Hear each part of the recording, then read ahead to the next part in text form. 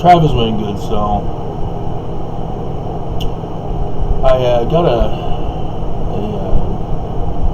comment on one of my channels, one of my videos, by a supporter. He had informed me that he had been trying to correct Wikipedia of the misinformation and disinformation about the Church of Jesus Christ of Latter-day Saints. And he told me that they replied saying that there is no consensus for the changes he was recommending. Consensus, huh? So truth is now dependent on a Democratic vote. And that he's not a real historian.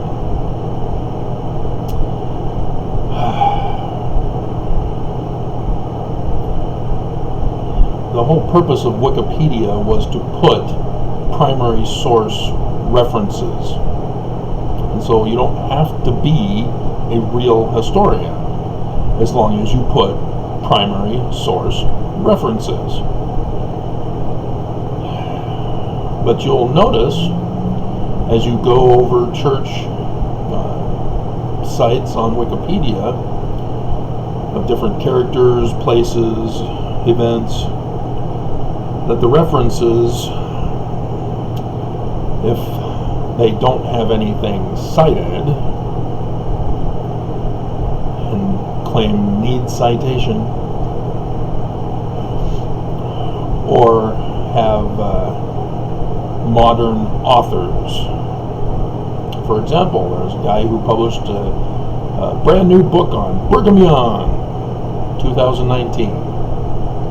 And I did the video exposing that Wikipedia had caved all the information about Brigham Young to this new author. One book, and all of a sudden he's the professional. There was one thing of value that I did find while doing that video. It was live.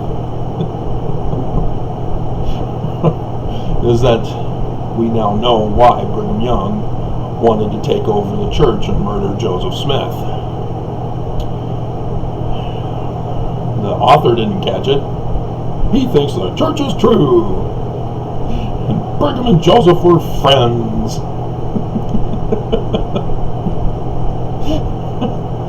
I've gone over 2 primary source documents where Joseph calls Brigham Young Judas. You don't see those referenced in Wikipedia.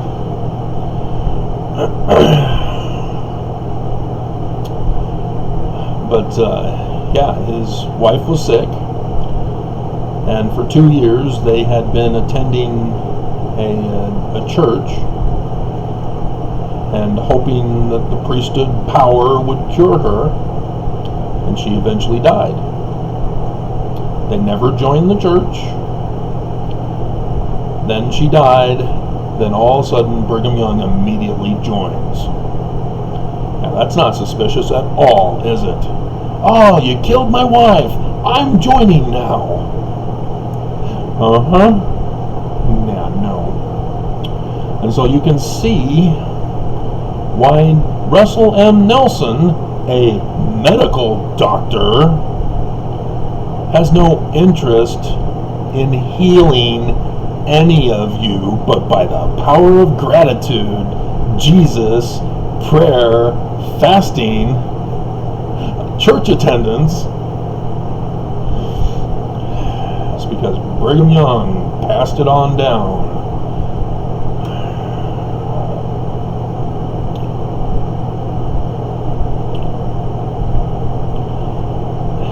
And so if you look at Brigham Young's Wikipedia page.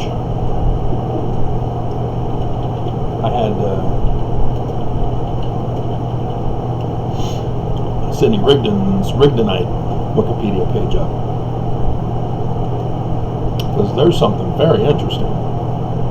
So yes, you're going to get bombshell exclusive information. See, under the picture of Brigham Young,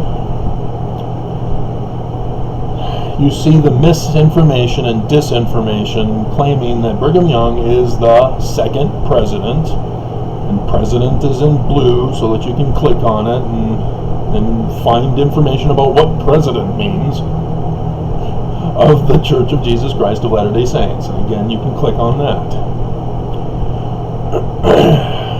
Brigham Young is not the second president of the Church of Jesus Christ of Latter-day Saints. He is the first. Joseph never called it the Church of Jesus Christ of Latter-day Saints. It was the Church of Christ the whole way through. There are primary source documents to refer to. This is misinformation on Wikipedia. So when Joseph Smith died, there were several groups, and they don't include David Whitmer, who formed his own church and later wrote a book, An Address to All Believers in Christ, I believe was the title. And it was a response to him learning about Brigham Young's changed Doctrine and Covenants the year before he died. He put in section 132, gutted monogamy, and took out the monogamy portion in section 131. Again, primary source information, which would have been helpful for CNN when they did their Vast Facts of Mormonism.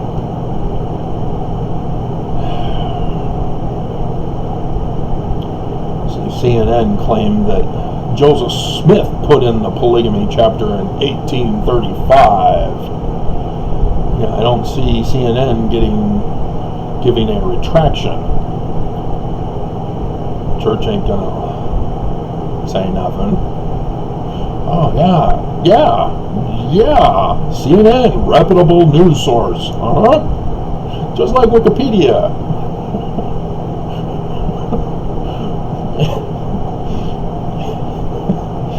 So yes, Joseph Smith dies, and there's a whole bunch of misinformation about the manner in which he died, because nobody was convicted. There technically, legally, is no one who was held responsible for Joseph Smith's assassination, despite all the people involved.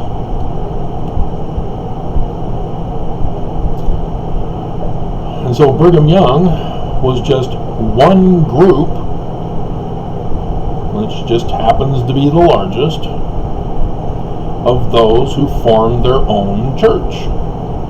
And he claimed Joseph Smith, but if you read the document by which he claimed, you know it's fake. But he also came up with some other forged documents. That's a pattern, because the Mormon War, they got the judge to claim Joseph Smith was telling him to do it.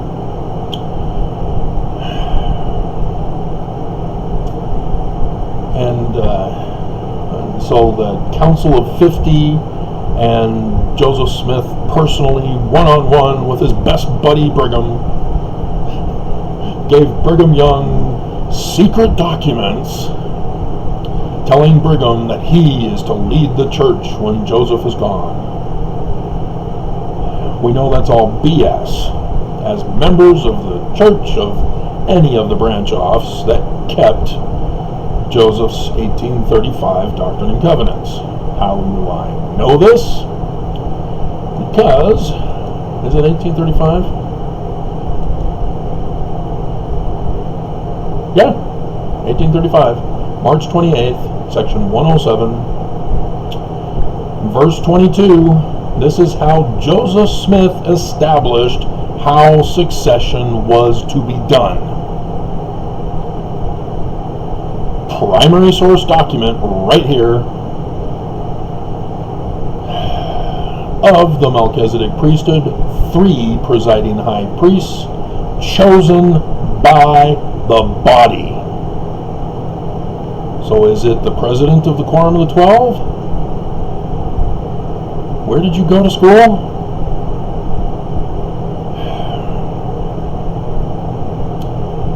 That's how it's supposed to have been done, and it was not done. Therefore, proper logical deductive argument, Joseph Smith's organization has ceased to exist. If you're not going to follow his rules for succession, there is no succession. You are starting a brand new church, and you claim Joseph as the inspiration for it. But to tell people that you are the successor is a bold-faced lie. Because there were others who likewise claimed succession, rather than following the actual process that Joseph Smith himself set for succession. The first one I'll go over is James Strang. He called his church the Church of Jesus Christ of Latter-day Saints. Well, that's strange. Why would he do that?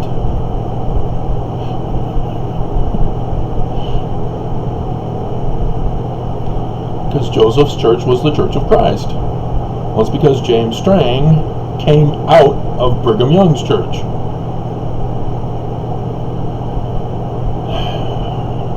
So it just took off the "the." Well, James Strang took a group of followers out to Beaver Island in Michigan. And then John C. Bennett showed up. Hey guys, let's start polygamy! And James Strang was shot and murdered by an unknown person. Or persons. Well, that's strange. I thought Joseph Smith practiced polygamy and that was what the church was all about. Remember, he came out of Brigham's church. These were the people who were not happy with Brigham Young and his, "Oh, you're practicing polygamy in secret, are you? I want nothing to do with that, I'm out." Oh, James Strang. He has metal plates of ancient origin, which he has the documented translation. And a letter from Joseph saying he's supposed to be the successor. That sounds like it's right for me. My spiritual witness is tingling. Yeah, well, it was over after his death.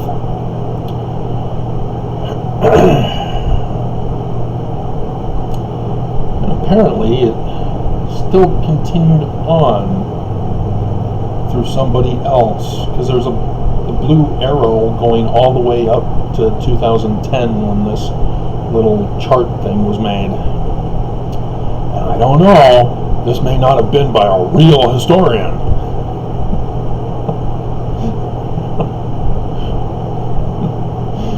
But James Strang claimed to be the second president of Joseph Smith. And then you have Joseph Smith III. Oh, here's a fun one. He titled his church, after coming to Utah and finding out about Brigham Young's, he decided to call his the Reorganized Church of Jesus Christ of Latter-day Saints, when he was finally old enough and decided to do his own religion. It's now called the Community of Christ. He's the direct descendant of Joseph Smith. And Emma is the source for Joseph Smith telling her in secret that his son is to lead the church.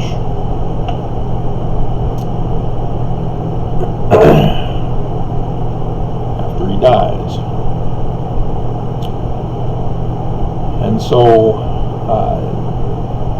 Joseph Smith III got into a legal fight with the Granville Hendrick Church of Christ over the temple lot. And in that judicial decision, the judge ruled that Joseph Smith III is the legal successor to Joseph's original church. I thought it was Brigham Young. It says on Wikipedia he's the second president. Nope.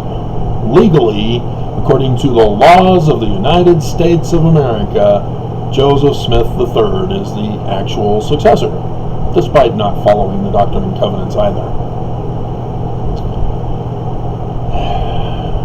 But the judge ruled that the temple lot in Missouri belongs to Granville Hendrick of his Church of Christ. Church of Christ? That's strange. Why would it be called Church of Christ? Because that's what Joseph called it.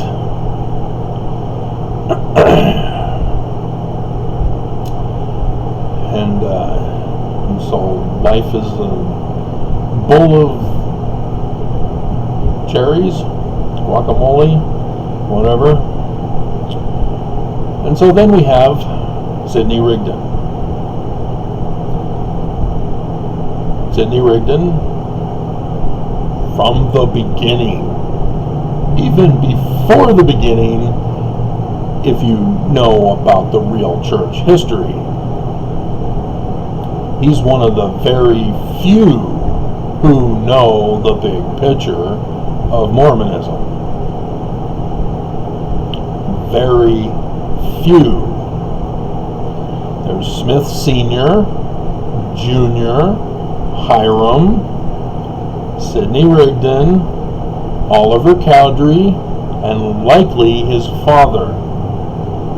I still have not found where the father could be a part of it yet. But there are all indications that he was. And so this little merry band of few that comes from a movie. We band of few, we very few. Something like, I can't, it's gonna bug me now.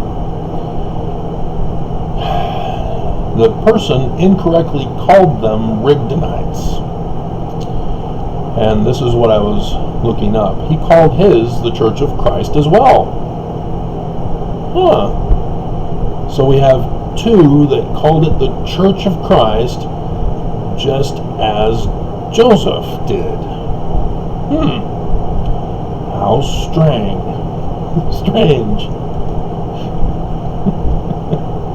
So I was trying to find out more about his organization. Apparently, at one point, and I don't see a reference anywhere, it was called the Church of Jesus Christ of the Children of Zion. At one point. But its adherents are known as Rigdonites. Sometimes Pennsylvania Latter-day Saints or Pennsylvania Mormons.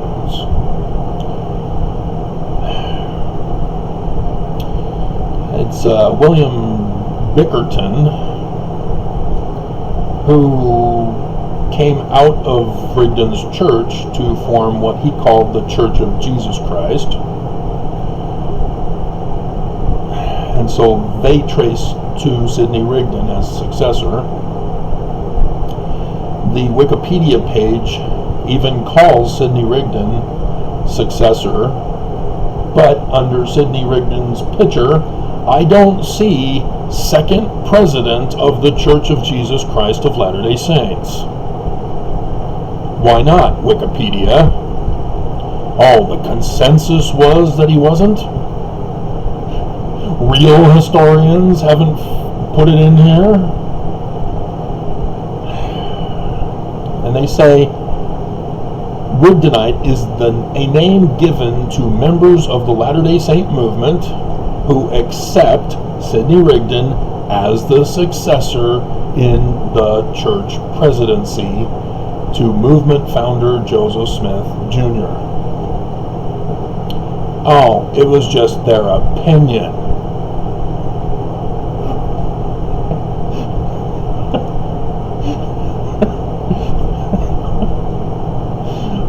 Dear God. Do you see what kind of damage such blatant misinformation and disinformation can cause?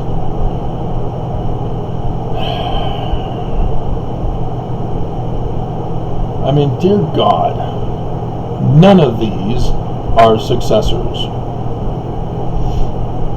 Sidney Rigdon, in his own talk in August, after Joseph Smith was assassinated, came out and said, I do not want to be the successor. I want to oversee the church until it's restored. Restored, huh? And so, yes, Sidney Rigdon supposedly contacted a guy by the name of where was it? Because his wife plays a very important role. Stephen Post in January 1856. Stephen Post wrote to Rigdon, actually, it says, and was concerned about the disordered state of Mormonism. Disordered, you say?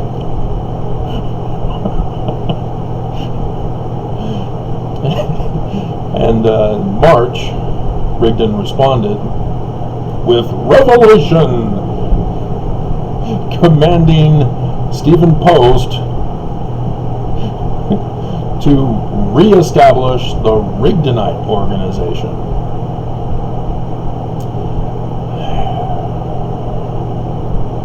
And so, yeah, Post apparently became good friends and Rigdon's spokesman. And oh, we have a reference for this. And its author, Bishop M. Guy, 1994, Stephen Post, From Believer to Dissenter to Heretic. Oh my God! Wikipedia, did you guys not graduate from high school? Did you not have to do any reports where you had to put footnote referencing and an index on how to do all this? You just said, oh, I guess the teacher said something about that in school. Let's do a Wikipedia page and have people do that. Oh, people are putting whatever they want. Well, let's crack down and say that we need a consensus, a democratic vote of what is true, and real historians who will link as primary sources. Dear God! Is that what they teach you guys in school? I mean, seriously. I was educated to not do this.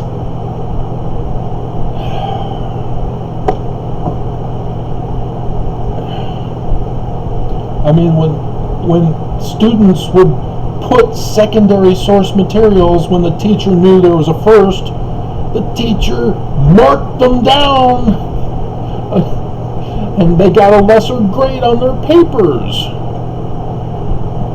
Always, always, always go to the primary source document. And if this author, Bishop M. Guy, did indeed use a primary source document, why the bloody bleep bleep is it not here?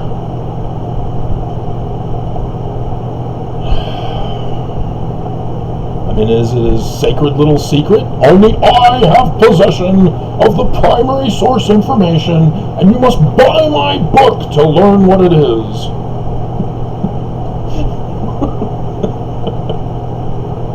Dear God. I mean, it's almost, well, it is worse.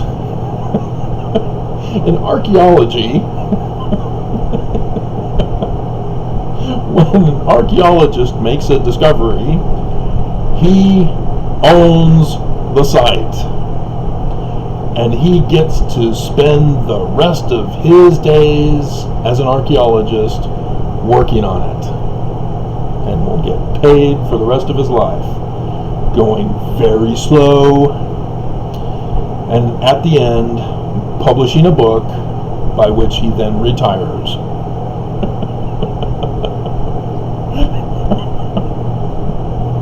And so the rest of the world is aware of the discovery, but have to wait until the guy retires and publishes his book to find out anything about it.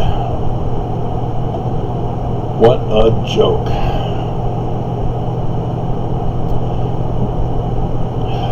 Dear God. But I thought this was interesting. His wife Jane converted to Rigdon's church, and they went on a mission to Manitoba, Canada, where he spent the rest of his life. And Rigdon then dies, and Post takes over. Was there a consensus? Or did he just take over? And is this information that Guy is telling us from Post? Oh yeah, Sidney Rigdon, he brought me into the church. He said the church needed to be reestablished because Mormonism was in disorder. And so when he died, I took the mantle of responsibility to guide the truth. Is that how it was done? Because there's some missing information, Guy. But I thought this was interesting. In 1880, after Post had died, Andrew J. Hinkle was appointed president of the church in his stead. So he was appointed. But he was replaced in 1882 by Jane, the president of Sidney Rigdon's church, a woman? Women are not allowed to have priesthood, let alone priesthood office, says Dallin H. Oakes of the Brighamite Church.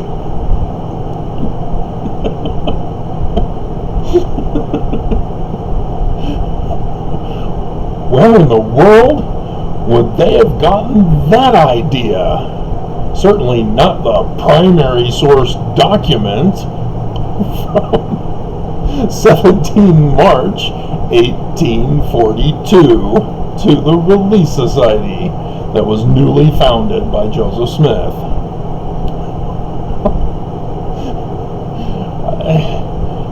Dear God.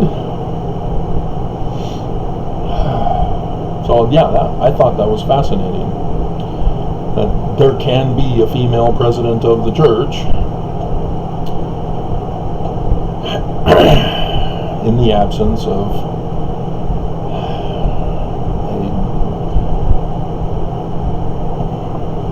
a man. Or they can vote for it. But that was done in the 18th dynasty. And David Moses II died before David Moses III was old enough to take over the throne, and so the Amun priesthood, in consultation with Hatshepsut, the Queen Mother,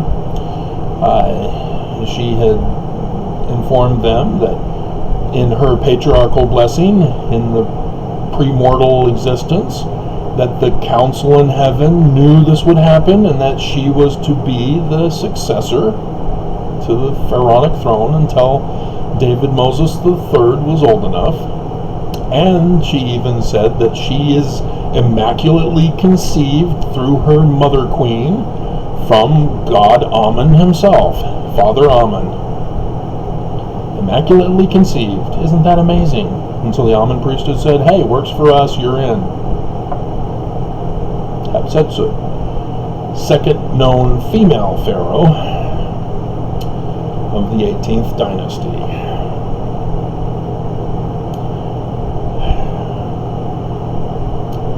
And I've told you guys about how Brigham Young, his church was shut down by the United States of America. Legally destroyed, ended, finished, completed, ceased to exist.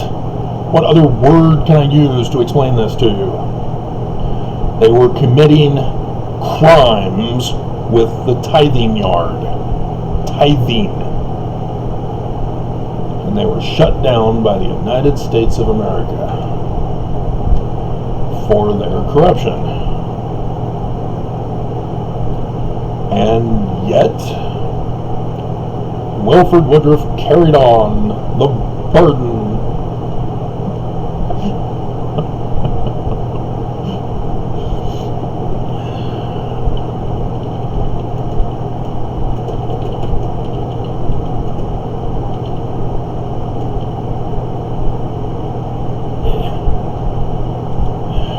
Google's acting weird today.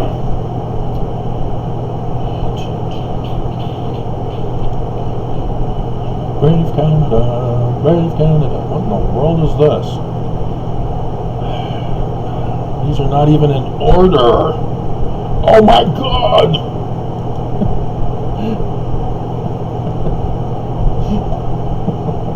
Here we go. And so John Taylor, new revelations added into the Doctrine and Covenants. The United States forced them out. Now do you understand why Section 132 still remains? They took out John Taylor's, but they claim, oh, Section 132, that was by Joseph, United States. We have to keep it in. Alright, fine. But you can't practice it. They pulled the fast one on the United States. Because the United States did not... They referenced Wikipedia rather than going to the primary source document of the 1835 edition of the Doctrine and Covenants. And so, yeah, Wilford Woodruff, church is shut down. And the church, this is the website, newsroom.churchofjesuschrist.org. Article, church/presidents, or dash presidents. And so here's how the church spins the whole Edmunds-Tucker Act. In 1890, after much pondering and prayer, President Woodruff received a revelation that the Latter-day Saints should cease the practice of polygamy. He died in San Francisco on 2nd September 1898. Nothing about the Edmunds-Tucker Act, nothing about being arrested, nothing about tithing. It's now called a protection racket, what they were doing, along with some other crimes branching out from it. But gone! The church won't talk about it. Oh, I don't even see any referencing.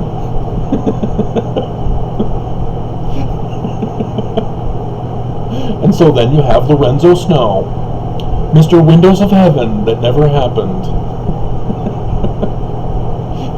He served as a missionary and apostle before becoming church president on 13 September 1898. He helped the church recover from the challenges of the previous decades?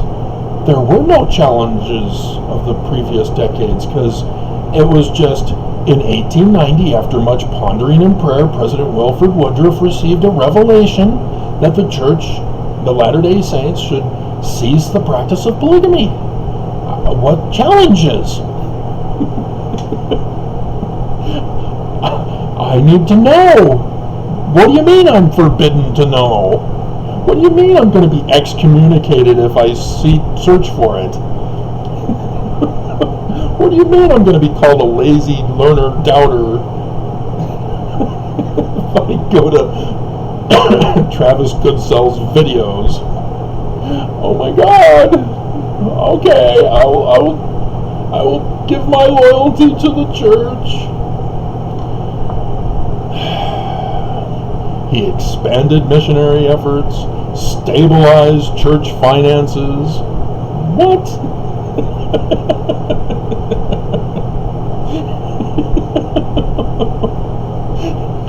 By encouraging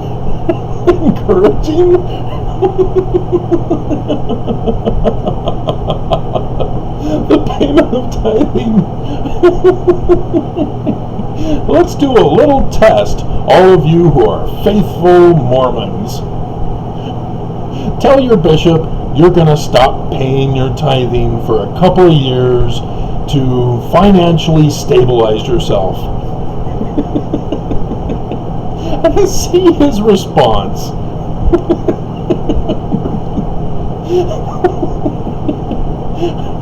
Make sure you have your temple recommends handy. He's going to want to look at it.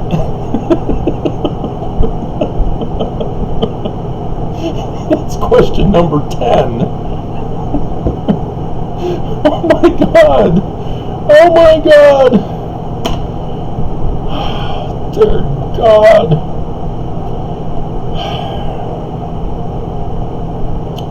And so, yeah, then Joseph F. Smith. So technically, Lorenzo Snow is not the legal successor, because the church is gone. It ended. It's over. Edmunds-Tucker Act shut it down. So there isn't supposed to be a successor.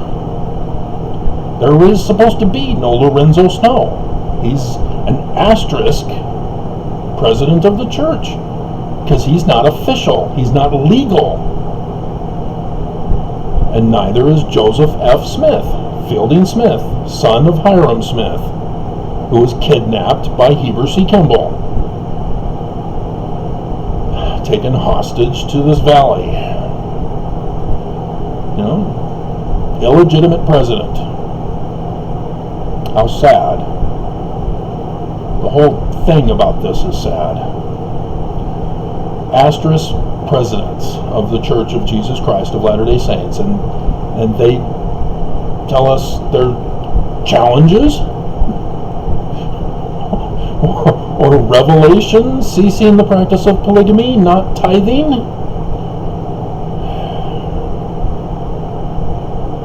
And so then we have Heber J. Grant, the real founder of this current Church of Jesus Christ of Latter-day Saints, because that's what he titled it in the Articles of Incorporation in 1923. The primary source document is available for all according to the Freedom of Information Act, and it's all over the internet. Oh no, you can't look at that stuff, only what the church publishes are we allowed to read. And so yes, Doctrine and Covenants took out the doctrine.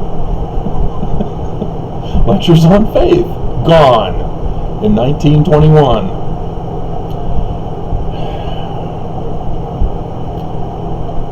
Mr. Nazi. Because, yeah, he was the president of the church during World War II. Lasted all that long. And I recommend a real historian who has primary source documents in his publication, Moroni and the swastika.